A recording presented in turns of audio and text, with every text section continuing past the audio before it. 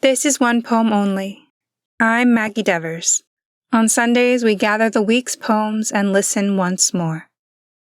This April is National Poetry Month, and one poem only is doing something special. It's called Right After. Listen to the daily poem, then write your own in response. Share it using hashtag RightAfterOPO. I'll be featuring selected poems on the podcast in June. I can't wait to write with you. In warmth. How many pots of tea have we forgotten to drink? Have we left sitting calmly on the counter, going from hot to warm, warm to cool, noiselessly, with no protest? As if our neglect was nothing to the brew, our forgetfulness marked by indifference. But more is wasted than the tea. The chance to pause, to commune, to let the warm sweetness envelop us slowly, like ivy covering a building, sometimes taking years to grow, but slowly, slowly spreading to touch every cell, to remind us to protect our warmth, so we remember to shout when we are left alone to grow cold. By Maggie Devers. Plutocracy. In kitchens, drops will drip, each brown in hue. A mother will keep her son from the truth. The Senate will swear there's nothing to do, though they tout their care for the nation's youth. A man will cast his vote at 10 to noon, his ballot broken down in only 2. He lives inside a fading honeymoon with good intentions, having not a clue. Disease inside him ticks just like a bomb. 1 year from now the hospital will close. He'll find a plot to rest beside his mom. If only Congress told him how it goes. Though women's bodies know not rights of men, thank God the rich can clutch their wealth again. By Alicia Swain. Tony, and/or Tony. The Y is a hook, a barb in the ground, a heavy-set anchor, a masculine sound. It carries the dust of the fathers and sons, my father and his son. The weight of the Tony who follows, who runs. A name like a suit that is tailored too tight, designed for the sun, yet afraid of the light. To them it's a letter, to me it's a wall, a clanking vibration that makes me feel small. But look at the E's, how they mirror, how they gleam, a twin of silver, a space in between. Tony is a lift, a soft rising key. The E is the breath of the person. It isn't a label, it isn't a chore. It's the clicking of locks and the opening door. How do I tell them the Y is a ghost? A version of me that I've long demoted. How do I tell them the E is the spark? The fun and the fire who glow in the dark. It's not just a spelling, a quirk, or a claim. It's the pulse in my throat. It's my name. It's my name. By Nguyen Men Tree. Tony. Snail. In your spiral shell you hold the answer. Slowness is radical. From the ash pile of my burnout, I see you everywhere.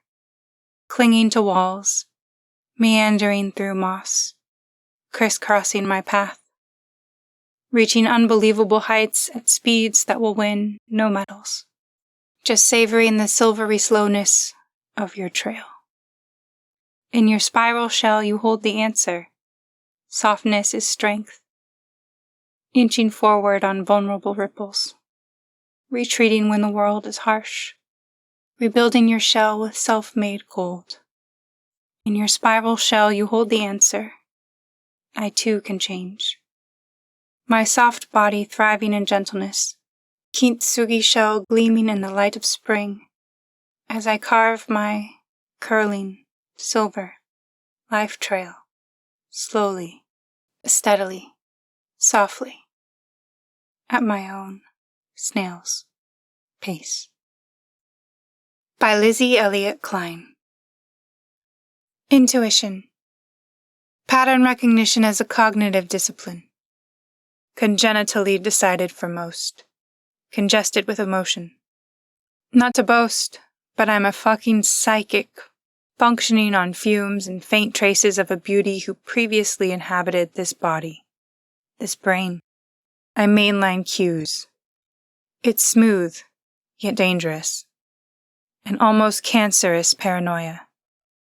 Sometimes wildly, the past is a tool used primally. Utilize your history. Intuition powerfully promotes fruition passionately, if tempted. Trust in the process prompted by your progress. By Rhythm. Reduced. Easy winter option, ideal for layering over your favorite outfits. Regular fit, timeless crew neckline. The glory of a full-price item chosen in the hot bloom of the season. My size, my length. I take time to choose, plan ahead, create, build a look, an image, or someone else's. The one I want to lay on me. The one that speaks loud what I want it to say. A gift card redeems me and I walk, like a cat, away. Long sleeves feature subtle fluting at the cuffs for a stylish finish, a staple for your occasion wardrobe. Not every occasion has a desirable, describable outfit. January watches and waits to launch and throw its missile attacks on a cratered high street, and I remember the decorum of the time before.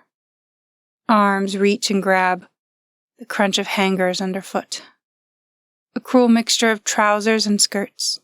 Fighting colors, jumble sale, disordered sizes, lying labels, sale stickers skewering helpless synthetics. I feel the loss, rubbing between finger and thumb the fading image of careless success.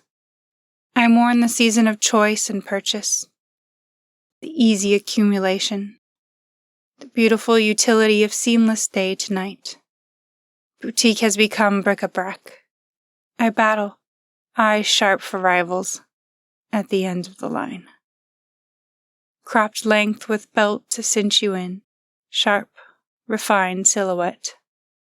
A contemporary tailored cut. By Rosalind Davies. Epitaph on a Tyrant. Perfection of a kind was what he was after, and the poetry he invented was easy to understand. He knew human folly like the back of his hand, and was greatly interested in armies and fleets. When he laughed, respectable senators burst with laughter, and when he cried, the little children died in the streets. By W.H. Auden.